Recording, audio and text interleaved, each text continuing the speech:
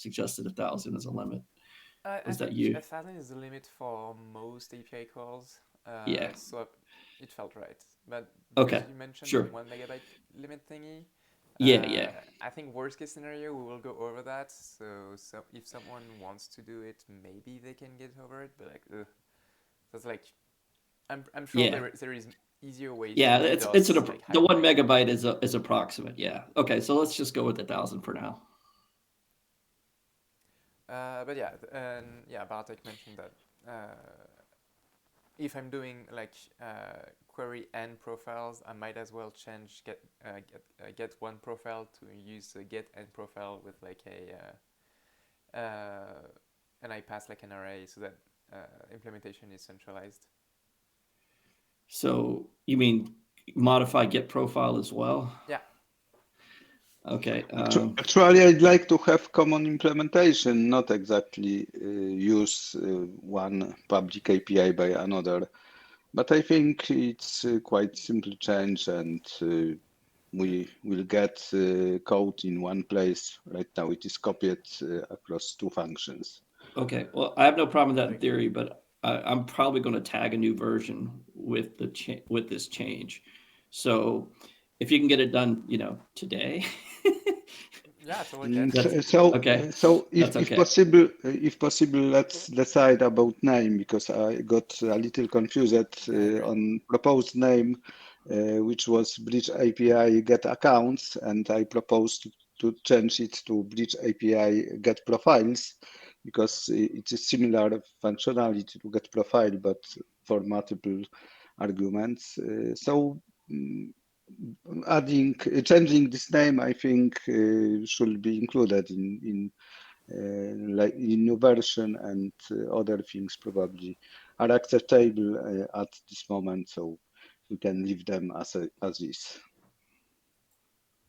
I assume that everyone is here and nobody's joining, right? Yeah, I Like, think so. are we recording already? Yeah, I mean when Dan basically jumped into the topic, I started recording. Yeah, yeah. Probably for the best. And Good we're missing call, like good the call. first 2 minutes, but it's okay. I'll make it up in text. Um, but yeah, so yeah, the Bartek is right. The uh, the idea is like right now it's called get profile, and but really it's getting an account. So we can make the decision now if we want to make that API be called get profiles or get accounts. So what is a what would be the difference between a get profile and a get account to begin with? I mean, is there even separate data No, that's it's the same thing. But like okay? at this point, do we So want to there's stick no to the such legacy thing that stuff? really exists as a profile, is what you're saying. There's just a get account. I mean, Uh, get account means to get the information about an account. So yeah, I guess the reason it was probably called get profile was because it was probably primarily returning like what the JSON metadata yeah, pretty much. and stuff like that. And I is mean, that still what it? it returns extra metadata on top of it, like easy observer following. Yeah. So I think that Some all weird. was. I think they probably considered that the profile of an account in the sense that it's when you go to the account page, it's just showing you that kind of data. Honestly, I don't have a strong opinion one way or the other, except obviously we can't break the existing API right now uh, Yeah. until we. Then So I'd call it get profiles then, because okay, it's going to be confusing for people who are like developers because they're yeah, like, oh, yeah. I I do think get it's probably profiles, and then the plural is get accounts. Doesn't it do the same? yeah, Doesn't it do the same functionality as Yeah, bridge.get profile in singular, yeah, yeah, exactly. yeah, but for yeah. multiple accounts? Yeah. So I think for now, let's leave it as get profiles. I mean, let's call it get profiles. Now, just going forward, our plan before long is to do a big overhaul of the API for HiveMind in the Yeah, sense to make it a REST API. And at that point, we'll probably revisit all this naming. But since we're talking about essentially a plural form of an existing call, I think it's probably simplest just to keep it and call it get profiles. yeah, I agree with that. Speaking of overhaul, I saw that there is an EMA already to remove all of the Python, the Python server code. Does this mean that everything has been converted to Yes. Postgres? Yeah, it's all dead. Oh, All nice. that code's dead. The only reason it's there and we left it in there is because it was easy for us to therefore test. And I even during the holidays, I was testing it somewhere. I would run both servers at the same time, and then I could test the performance of each server, that kind of thing. So the old HiveMind and plus the new Yeah, okay. one. Okay, nice. Yeah, I was wondering if there was more work to be done in converting old APIs to new APIs. There might be some work to be done regarding like the community indexing if you want to move everything to a proper SQL stuff, because there is a lot of logic that is currently in Python regarding communities. Oh, I think on the indexing side, I think there's just a ton of logic in general Yeah, that's on the Python side. It's not a small amount of code. So I mean, we kind of did this in stages. Honestly, while it'd be nice to convert the indexing side to SQL for potentially better performance. That's more of a speculative move, anyways. We knew. Well, I say we knew. We had high confidence that moving to PostgreST server would give us better performance than the Python server. So and we also wanted to support a REST API. And so those two things kind of drove us to make that change, which is, a pretty massive change. It's been months and months of work. But the argument for doing it for the servers for the indexing side, I think is smaller by a long ways, because unless it's not clear that we'll get a performance benefit. So maybe there could be other arguments for reasons, but for me, it's not it wasn't nearly as important as switching over the server side to SQL. Yeah, okay, fair enough. And I think one of our guys has suggested it. And I mean, we've all thought about it. It's been so there is an issue at least out there for it. I doubt it's a MR, but I think it's an issue. But we'll see how that falls into the priority list as we go. We got a lot of things to do. Yeah, that's fair enough. And again, it's something that could potentially be done incrementally too. We don't have it doesn't necessarily all have to be done at once. Yeah, okay. I'm mostly asking because now that the Coinbase stuff is kind of grinded to a halt, because I have to wait for them to reply to me, and they really don't have the best dev support. I mean, I'm pretty sure they don't have the best support, anyways. But yeah, long story short, it's not their priority to help new chains integrate with them, so they take literally weeks to reply at a time. So at this point, I kind of have downtime to work on other things.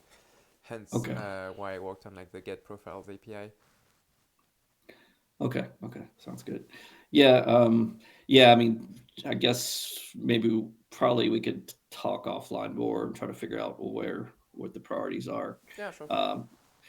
And we could probably get some ideas from some of the other devs too, because I mean, one of the things is, a change like this might be, where you add basically some support needed by the apps is a good place to look, I think, for things to do.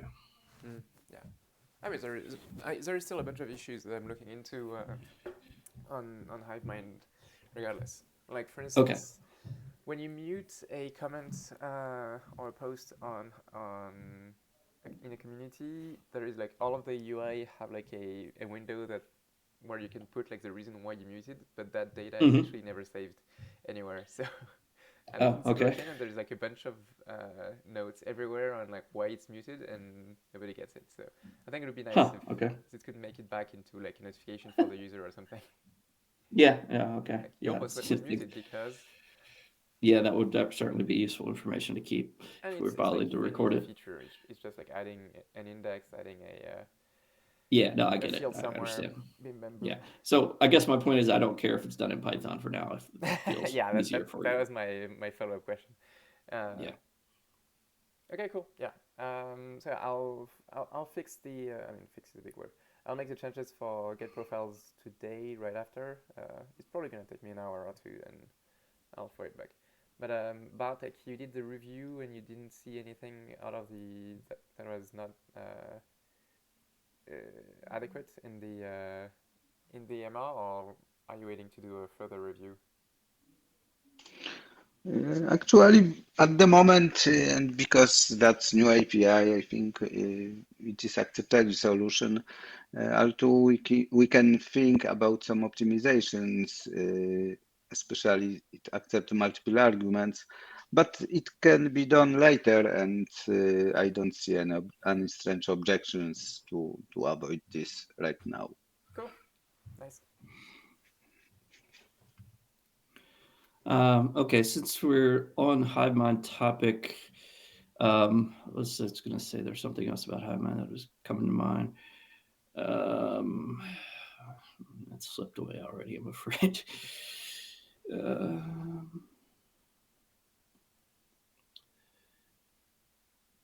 Nope, can't remember it.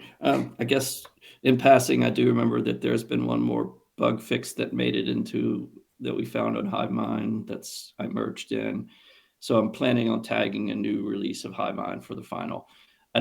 All the changes that have been, nothing that's been made since R16 will require replay. So anybody's actually replayed RC16 should be an upgrade, okay. But I'm going to tag a new RC17, and it has a speed up to the half to the balance tracker, basically, which effectively means the half block explorer, which decreased the replay speed from 22 hours to 16.5 hours. So I figured I'll get that in, and I replayed that this weekend, and it seemed to be fine. I'll do a little bit of final testing today. And that also going to tag a new version because that HiveMind fix, which was to an existing API call, I forget the exact details, but I think it wound up generating a minor error in the logs. But other than that, seems like we're ready to go. We've deployed RC16 to API hive.blog, so our production node, and it's been running for quite a few days now, and no problems. We'd already done a bunch of performance analysis where we were capturing the API calls and doing traffic analysis. And we saw, I think you've probably seen those, some of you guys have seen those in my reports. We had pretty substantial increases across a bunch of the different calls. But one new call now, we've got it on the production server, is we could see the old production server and the new production server. So basically the same hardware running the new code. And the average response time for HiveMind calls, so this is across all calls, dropped from 45 milliseconds. And this is at the HA proxy level. So this is basically just the backend. It has nothing to do with caching. It has nothing to do with latency from the user. This is straight from HA proxy straight to the HiveMind backend.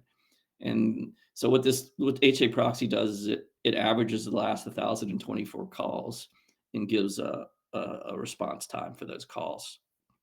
And so we saw it drop from 45 milliseconds down to 15 milliseconds. So 3 times faster across all the calls we're making on average to HiveMind. So that's quite nice. And we've got much better performance across the longer calls, but some of the longer calls that take a couple seconds have gotten much, much faster. But that won't show up as in the time because those calls are less common, of course. They tend to be outliers that be calls that went into those multiple seconds anyways, even in the past. But still, it's nice to see. That's one thing we hadn't measured was just how fast it's going to be on our average call. So it's nice to see that. Another thing I noticed is we've actually managed to drop the amount of storage used by half, even though we've added all the data for reputation tracker and balance tracker and block explorer. And that's just because we were able to eliminate a bunch of indexes and things like that, so that we didn't need anymore. So the overall database size has actually shrunk just slightly despite adding several new apps to the mix. We are running with all the apps on API hive.blog. Several of the rest APIs aren't yet exposed externally. We're still testing them. We just switched over internally today to start testing them here. So I'll test them for the rest of the day, and then we'll switch over to I think probably end of the day, we'll probably switch over to expose them externally. So that means at that point, someone will be able to run the Block Explorer UI, for example, from api.hive.blog. And I've replayed the thing that I'm going to tag as RC17. HiveMind is still replaying. It should finish. It's been running for a day, so I think tomorrow it should be finished tomorrow because it takes about 2 days on that really fast machine to replay HiveMind. So at that point, we'll take a snapshot of that and probably upload that to our server and switch to that as our final production. So all to say, I still plan on tagging the official release this week within the next couple of days. Let's see what else. So that's getting released. The half API node suite's getting released the next couple of days. Bartek and his team have been working a bunch on Wax. One of the last things I want to get in there is it's already in there, but we're testing is the health checker, which is the code for the health checker is already in Wax, but we're also testing that still using developing a UI, a health checker UI component that can be used by basically any web app. And so before the Wax release, I wanted to be sure we tested it well with an actual UI. So I think that's coming on pretty well too. I think when I spoke with Bartek last, and Bartek, correct me if I'm wrong, but you're pretty comfortable with everything that's in Wax now. You don't foresee adding any more features prior to the release. Is that correct, or is there anything else you want to try to get in? Yes, we completed all of features which we want to include.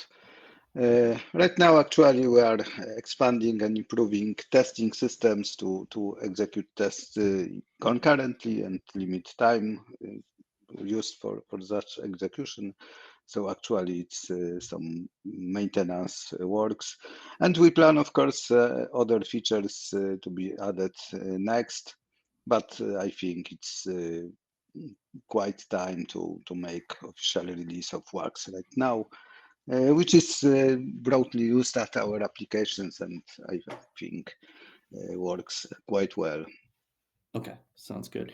So we're primarily using the Python, the TypeScript version, which is pretty much feature complete, as Bartek said for now. The Python version is still behind, but it is catching up. But I guess the most official release that's coming out will be the TypeScript version. Yes, of course. But as I can confirm that we got to work first version of Python, which is also able to produce transaction, and it's coming. So I hope we will have some much more feature complete version of Python soon. Okay, sounds good. So I guess this week I haven't had a chance to look at the latest version of the examples, so I'll review the examples you guys have been creating for this week, and maybe we could, if everything I know we still work, we'll probably generate some documentation based on those examples, etc. Yes. I will push some link for you from version we updated last week. Okay, sounds good. And then probably we can start thinking about maybe the week after release, an official release. Okay, maybe we'll see. Okay, so that's Wax.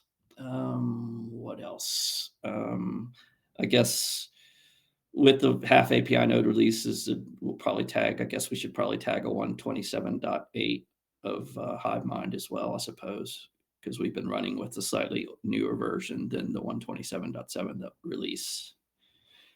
I don't think there's anything too major that's changed between 127 and the developed version, as far as I can recall. It's mostly pretty minor things, I think.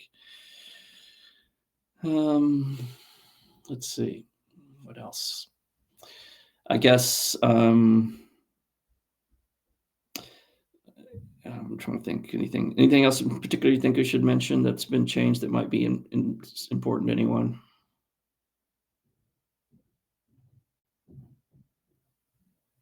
Yeah, Bartek, that was a question for you. I'm not sure if that was obvious that you were writing to me at the time. Anything else you can think in particular I should mention before related to the release? Maybe information is related on hard fork, which is now planned for February. This change is already in Git, but of course that's our decision if we move it forward or not. So yeah, so everything at the moment, everything is actually ready there. So yeah, so maybe I think I saw one change today that looked like a hard fork change, or that Marius maybe is working on. I think it was related to that. issue that just got noticed about the proposal that was, Proposal votes and yeah, I voting assume that was for probably going to be a missing hard fork proposals. type change. Yes, question if you want to include it in this hard fork or just defer for another one. Yeah, probably it seemed pretty minor, and as long as we have tests for it, I have no real objection to including it, especially since the hard fork still isn't set for until February 18th. I mean, the bigger question is if we want to do the hard fork in February 18th or not, or just push out the hard fork entirely. I'm not 100% sure on that. I think I need to review a little bit more what's in the hard fork again to see if it's really worth it or if we should just wait. Nothing comes to mind right offhand that I feel we're really waiting on that should force us to do a hard fork in February. But maybe I'm misremembering something, so I probably should look over the list again. Do we have a current list somewhere of the changes that I can review?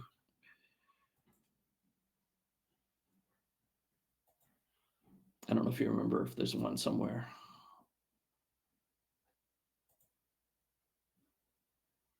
Yeah, we'll figure that out. Oh, Gandalf is saying, of course. No, just replaying. Oh, we need to give. Oh, Yeah. notice exchanges. Don't forget. Yeah, we're well aware, I think. Yeah, I don't know if there is any changelog that's been. Maybe there is an old one, but it's like a month behind, a few months behind, probably. Yeah, my gut feeling is we'll probably just push out the hard fork, since I don't think there's anything that's pressing enough to call this. I guess the other thing I guess there is one thing, and probably is the probably not done, but I don't recall. I believe it's not. We talked about changing the inflation related parameter stuff for the Oh yeah, that's for right. the DHF. And that's probably not done, I don't think, but I'm not I don't think sure. either it has been done. So I think that needs to get on the list of things to get done. And certainly we shouldn't hard fork before that. I don't think it's that big of a change, but I think it's pretty easy, yeah, but still, the testing is gonna be we annoying. need to test it. Yeah, exactly. So, okay, so that's there on the list. Hold on just a second. Somebody's at the door. Oh, maybe not. Maybe it's just air pressure. I think it's just air pressure. Okay. Okay, so that's I guess we'll continue that discussion offline, but needs to be addressed for sure.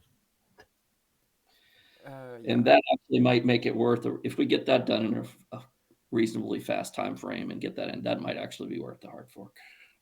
Yeah, how long has it been since we hard forked? A long time. Probably a year, no? Yeah, it's coming up on a year.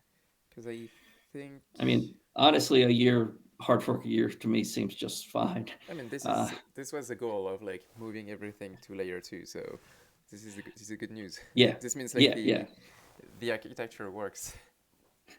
Yeah, so for the most part, we haven't needed hard forks very often, and that's great. Yeah, but yeah, I think we are getting close to where we should do a hard fork. If we get that in, it might make sense to do it early. If not, the next big change I want significance is related to signing, and I want to be kind of quite careful about those changes. So we could probably push those out. The next hard fork after this one will be faster than the last one, that's for sure. I would say even within maybe in 3 or 4 month range after this one. By signing, you're talking about the thing that Vaultek wanted, the DNS. Well, that's just a part of it. Okay. Honestly, that's the major thing is actually an overhaul of the whole signing algorithm, which would allow for a lot more flexibility in terms of the limits of signing and things like that. Because right now there's some fairly fixed and I would say nonsensical limits that are involved with the way signing is done in terms of how many signers can do things and stuff like that. They were just guesses someone made. Basically, they don't really reflect, actual performance issues. Oh, in that sense, okay. So, and the other part of that is we're also developing second layer signing, which is signing that's done, but it's signing and checking, verification checking that's done by transactions that don't exist, that aren't transactions as far as Hive D is concerned, but are transactions as far as the second layer is concerned. And so I want to make the signing. We don't have a signing mechanism for that. This is part of what I've been calling light accounts. These as part of light accounts will be able to sign second layer transactions. And so we're basically building an app, a half app that'll handle that. And this is also like a stage towards the smart contract system. So all this sort of fits together. But anyways, this signing, the second level signing, I want the capabilities of that to pretty much match the first layer signing, so that maybe it'll have some extra abilities, but at least it'll have all the abilities of the first layer signing. So it'll have the same kind of flexibility that Hive has now. And of course, again, increasing it somewhat. So all that is, I won't say it's not a super complex task, but neither is it super simple. And it's the kind of thing you want to be sure we get right. So I don't see it something we could fit into a February timeframe. So probably the next fork. So unless we pushed out this one a lot. So I'd say let's get the tokenization fix in, release in February timeframe, and then we'll do another hard fork later this year. Yeah, that sounds like a plan.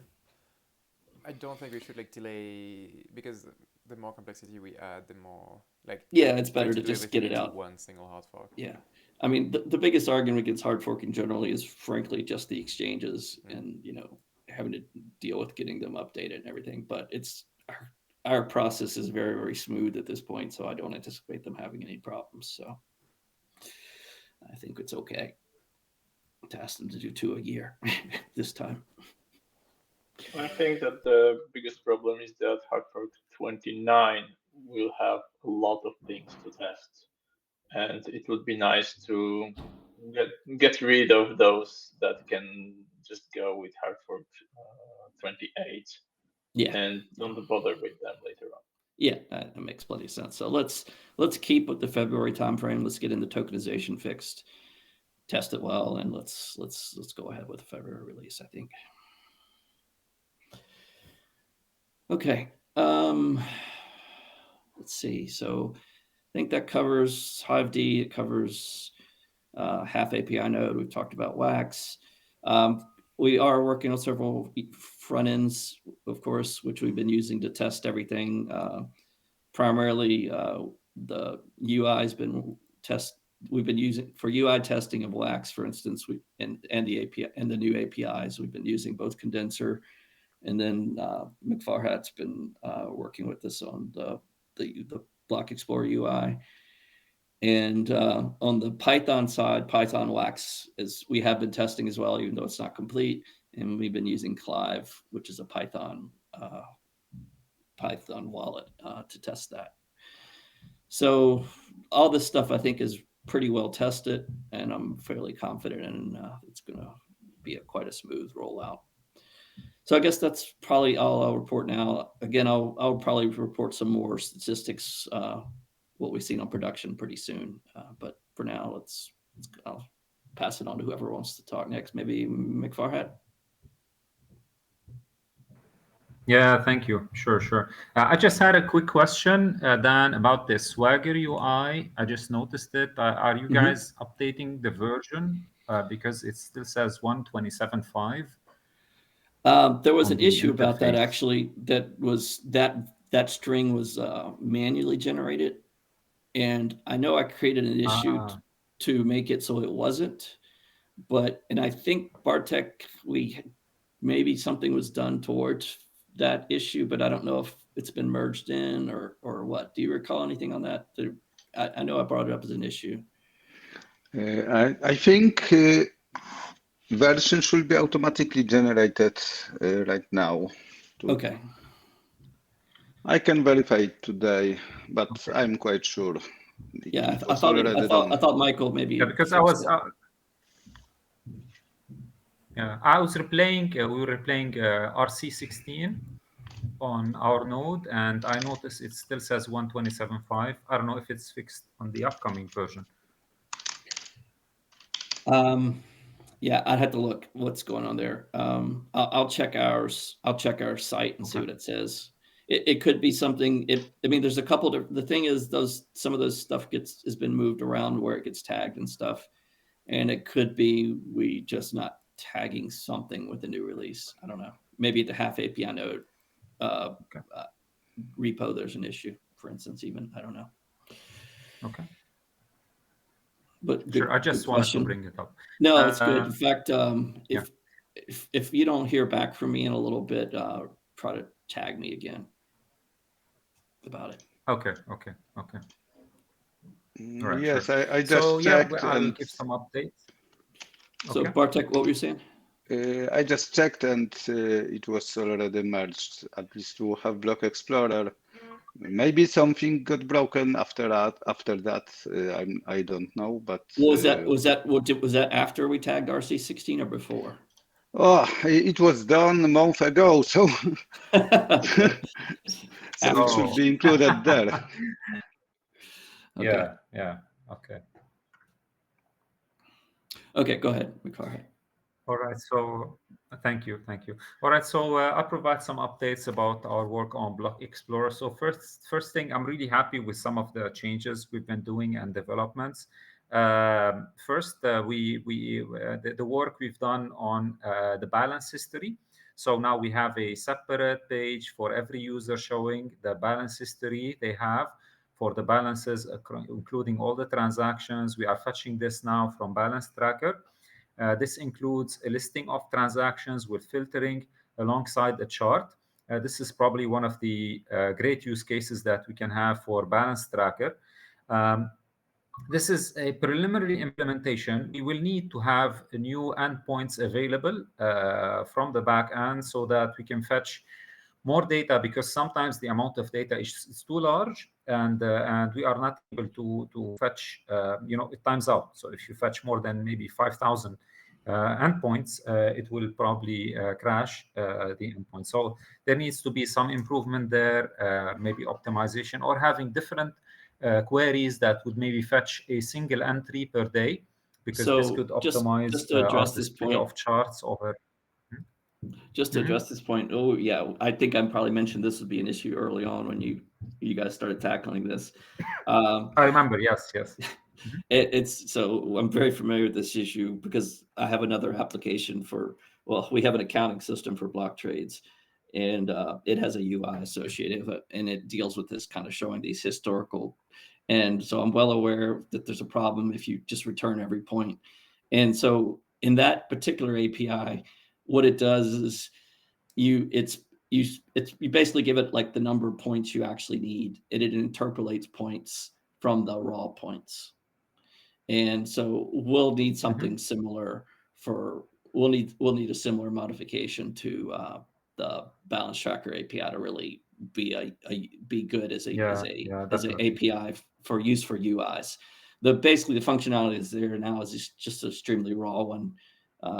It's basically there because we could do it, because we had in mind eventually being able to render these kind of UI versions, and because we were going to track the history. So we have all the points, but there's a more elaborate API that can basically interpolate and give the results in a better form. Still yet to come. It's on our list. It's just, one among many, unfortunately.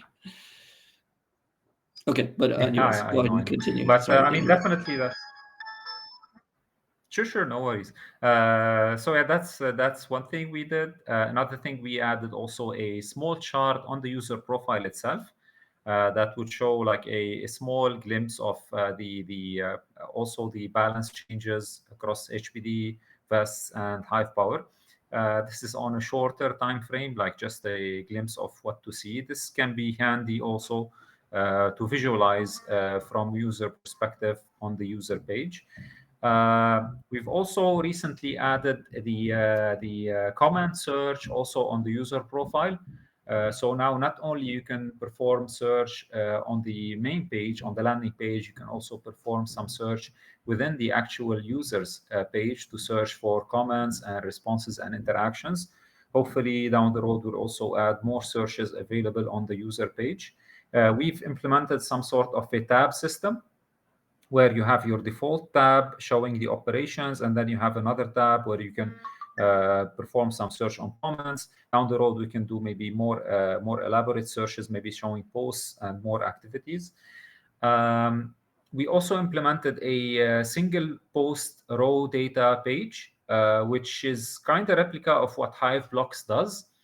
We still did not link it in the system, but it's almost a replica of Hive Blocks. You can see the raw data of the post, the votes, the voters, the properties, the comments, and whatnot. What else? So we've done a lot of improvements to the pagination system. There were a lot of mess ups in the pagination. Some were going backwards, some forwards, some had issues, some would not go to the end, some would actually cause issues and errors. So we've done a lot of improvements on this. We've done a modification to the default pagination layout with that yellow ribbon, which was a bit outstanding. I think out of place a little bit, and with the introduction of the tabs, we moved the pagination a little bit down. We've let me see, new tablet display. Yeah, we've done. Speaking of which, we're just actually currently working. I was going to say, just a quick question. I know you asked about how to update Test Explorer. Did you guys work through that? He told me how to do it. I haven't done it yet, but I had no idea I was able to do this. I'm just updating HiveScan, so now I know. When Michael told me it's not up to date, I said I don't maintain it, so I can't tell how. So I'll probably push a change to Test Explorer maybe once I review the changes done by the guys today. Okay. Okay. Yeah. What else? Let me see. So yeah, we're doing a lot of UI UX improvements also to the landing page. Maybe optimizing the layout, moving things around, replacing a lot of text with some icons, which actually can give the idea. Like fine tuning the whole display. We want to actually, our plan for the landing page is to introduce a lot of new functionality, new data. New charts, which you would normally find in other standard block explorers, like for Bitcoin block explorers or Ethereum or Etherscan or whatnot. Like, for example, transactions per day, wallet addresses, total value lock, transfer volume, Hive price. I know there will be a lot of data that needs to be gathered in the backend, but I think this can be really helpful information for anyone who's just coming to Hive and wants to understand what are these parameters and what does Hive have in relation to other blockchains. So yeah, I'm expecting to do a lot of new data, new charts, and new information to be made available to anyone who's just coming through to the Block Explorer of Hive and to figure out what's happening there. So yeah, in a nutshell, this is what we've been doing in the Block Explorer. Do you guys have any questions, any comments? Just one. I just noticed, I think Abit reported that we weren't showing the memos by default in the transfer. Yes, I saw that. Yes. Okay, I think that's a pretty important feature we add. I think he's right on that. Absolutely. I mentioned I moved it to the to-do list today, so we're gonna have a look at that. I agree. Okay, sounds good. So I don't know if anybody else had anything to report. I think it looks like Archange didn't make it today, so I don't know. Anybody else have anything they want to bring up? I'll share maybe. Yeah, go ahead. Did you want to share your screen? Yeah, if no one has questions. Yeah, go ahead. No. I just wanted to share a few things about ActiveIt, because we've been doing a lot of work there, and we have maybe just a quick glimpse of what to expect for ActiveIt in the coming year. Sure. We're finalizing few releases as we speak, but just so that you guys know, this is like, we haven't announced it to the community yet, but we're moving ActiveIt, expanding it from just a fitness tracker to actually a workout planner and a tracker. So we're trying to tap into a larger audience, which actually does workouts in the gym and wants to plan their workout, plan their fitness journey. And we're actually working on introducing an AI integration, which is under works now. So we will have our audience or our users be able to use the AI within ActiveFit to plan their workouts, get their suggested workouts, do some tracking in there, suggestions from the AI in the content creation, embedding workouts within the content, within the report they create on chain onto Hive. So this will be also bundled within the reports. We'll have more gamification coming up as part of the UX in ActiveFit. And we're integrating new health trackers, part of the Android Health Connect, and more smartwatch connectivity in the coming year. So yeah, that's just another update on the side, because it's been a while since we have done any updates for you guys on ActiveFit here. Yeah, that sounds like kind of So cool we're stuff. very eager to. So this would involve like goal setting and things like that, I guess. So you could say that I'd like to get up to being able to handle this kind of weights or these number of reps and things like that. Is that part of what you're saying? Yeah, actually, what we've done so far, yeah, we actually created a wizard for the user. So they would be able to select, for example, what is my target to lose weight, to gain muscles, what type of workouts do I want to do, how often, what is the frequency do I want to work out, which days, things like that. And Okay, so it could we like would send suggest this over to the- exercises based on your target. Exactly. Okay. What you're trying to achieve, basically. Exactly. And you would get this list. Yeah. You would get this list of exercises like, I don't know, bicep curls, dumbbell, whatever, or push-ups, or whatever type of workout you want that the AI would suggest. It will give you a frequency to do. It will show you like details about the workout, how it can be done. We just integrated a large database of workouts into ActiveFit that user can actually see, and he'll be able to understand how to do the workout. You'll see a couple of images showing how he can do the workout. And then he'll be able to track this. Whenever he does the workout, he can actually track it. He can post on chain that today, for example, his workout plan included this and this, and he did this. So yeah, kind of like following up on a goal progress and how his workout plan is coming out. Sounds pretty neat. Yeah, thank you. So Okay. that's it. Thank you, guys. Yeah. I guess if no one else has anything, I guess call it a day. Thanks, All right. guys. Thanks, guys. Have a See good ya. day. Thank you.